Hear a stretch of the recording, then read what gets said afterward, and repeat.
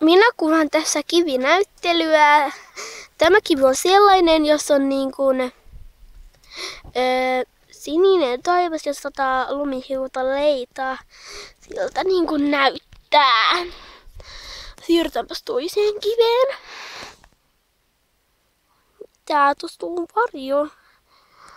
Joskus ne vähän pilaa mun tekemiä videoita. Tuo on kyllä mun eka kerta, kun mä teen YouTube-videon. Niin vihreä naama, vähän niin näyttää ihan kuin sillä olisi creeperin kasvot. Ennen delfiini. Joo, se on aika pieni. Kunnon silmät on tehnyt kyllä iskä. Joka taas äsken koskettaa mua. Se oli kyllä aini. Sininen kivi, jos on, voisiko sanoa mustia aaltoja.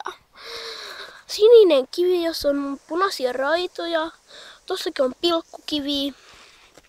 Ja Sveitsin lippu näyttää ihan siltä. Sitten tässä on hieno kivi. Hienot väritkin. Silmäkivi ja minun tekemä kivi. Minähän kuvaankin tätä. Joo, sinun näyttääkin aika selvältä. Ja Ruotsin lipun värit, joo, on siinä. Ja tässä on meidän kiviperhe. Tuun kasvattiin nää hyvin kukkakin edessä. Tuon silmät ainakin näkyy. Voin kertoa silloin samalla ennen suhteella. Niin kuin, joo.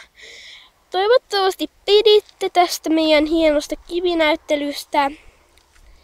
Ja eiku se jatkuu vielä. Tuossa on kans pilkkukivi. Sitten on, tossakin on pilkkukivi. Ei tässä enää mitään hienoja kiviä varmaan näykään. Sitten toivottavasti piditte. Ja ai niin, tämä kivi vielä.